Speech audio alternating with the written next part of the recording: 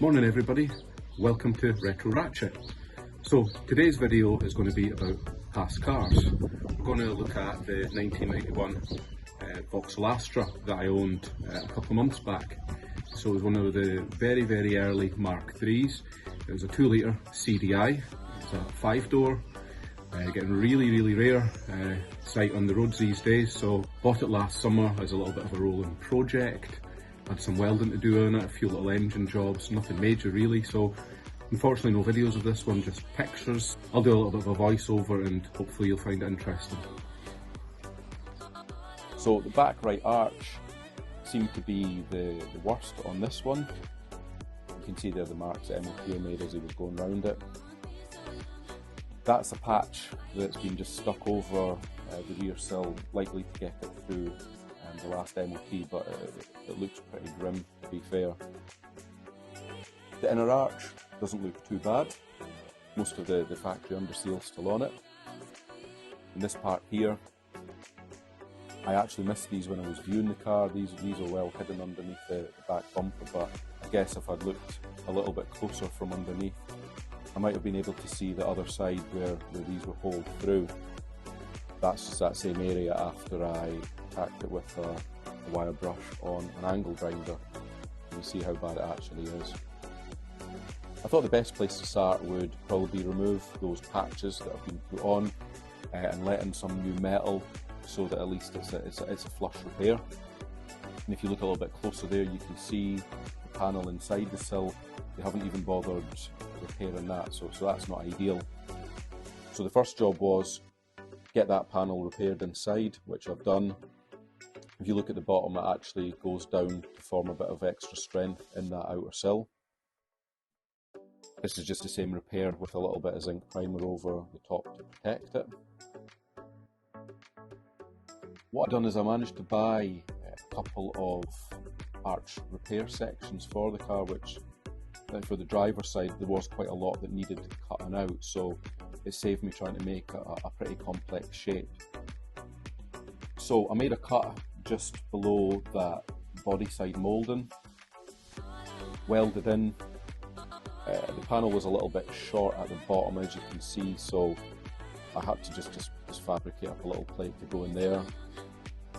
These pictures you can see, this is just the weld smoothed off. There was a couple of little plates put in just at the bottom of that inner arch there, just to meet up with the new outer arch that I put on. This is it here, just with a coat of primer just to protect. I think it's worth pointing out as well, I'm by no means a bodyworking expert. This is just a DIY job to improve it a little bit. But yeah, you can see I've made up that little plate that joins the rest of the sill to the repair panel, and pretty much the same there. I took the other half of that repair panel and I just welded that in on the back, cut out the rot, welded that one in and painted over with some zinc primer.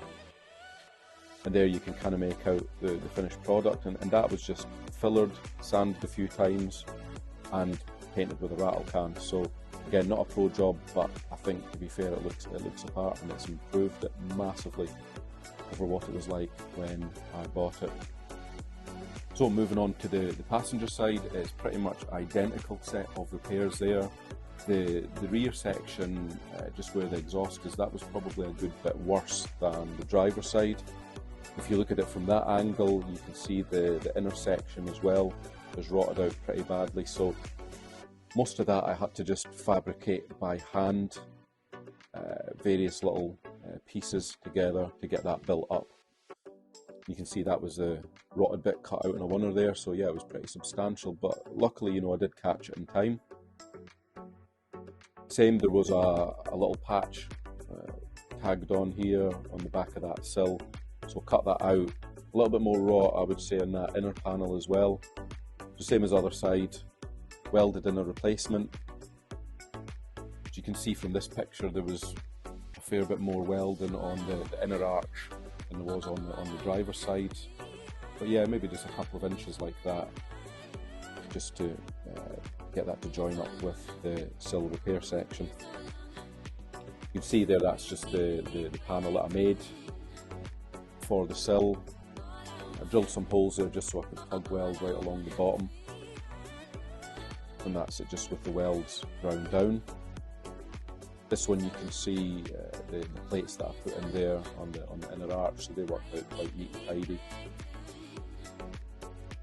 And that's just finishing off that lip round the arch itself. I ended up not really cutting into the arch like I did on the driver's side. This was mostly confined just to the sill area. That's some zinc primer on it. The rear section there behind the bumper, I just had to fabricate that by hand. You can see that's the couple of little sections I made up to repair the back half of that rear arch. Now it is from another angle, so I had to fab up all that just beside where the exhaust is, because that had totally rotted out. So with some more primer on it.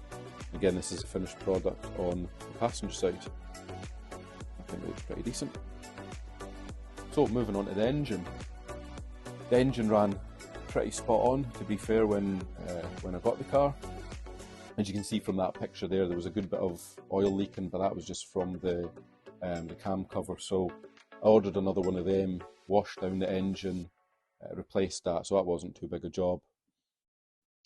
This one here, there was a split in the air inlet pipe to the throttle body, so I ordered another one of those. I couldn't get the exact one for this model anymore, but I got one that was a pretty good fit, and then managed just to make the hole a little bit bigger for that air temperature sensor that goes in there.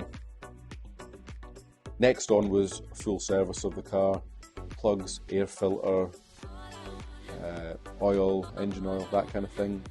So done that, and then gave the engine a little bit of a clean and a detail. So I think it came up pretty nicely. Pretty proud of how that worked out. And you can see there, the condition, the bulkhead, the inner front arches, all of that. They're really, really nice. Okay, so did we have any breakdowns on the car? Any dramas with it? Well, not really. It was pretty uneventful. We did have one engine management light that came on our way taking it up the trail just for one of the Vauxhall shows. It seemed to still run fine. When I plugged it in when I got back home that day, it turned out to be lambda sensor, so ordered up a new lambda sensor, fitted that, so that was no worries at all, and that resolved that. The light never came back on. Another job I done on it, typical of cars this age that have these type of plastic bumpers, is they tend to fade and they turn out to just be a light grey colour and they look pretty horrendous. So here's what this looked like when I bought it. So I've done a bit of research and I found a product from Solution Finish. It's a black trim restorer. So it's from what I understand, it's a semi-permanent type of dye that you just apply to these bumpers. So as you can see from the pictures, the transformation is unreal. It did take a few hours doing it because I had to get the bumpers properly cleaned and then just apply a couple of coats of it, but yeah, it's absolutely amazing. Done the same with the front, and that's what we got at the end. So I would definitely recommend that. I also went on and found somebody who was able to recreate the original dealer number plates. So I thought just a nice finishing touch there to see them. So moving on to the interior, one place that we didn't really do any work on the car, that was how it was when we picked it up. The seats, the carpet, everything was absolutely mint, which I think for a car of that age is something. Got the original CD wood trims, which I think look pretty cool. Original radio cassette, which is also rare in something in this age. And I think that steering wheel that was only on a few different variants back in 1991. Rear seats again, immaculate. Same with the boot. So to conclude with Astra, here's some pictures of it when I went to view it after I'd seen it on eBay. And here's the final picture of it loaded on the trailer, going to its new keeper. So it's certainly a car I'd own again. I would happily have another Mark III. great cars, but getting harder to find in this condition. Hope everybody enjoyed the video.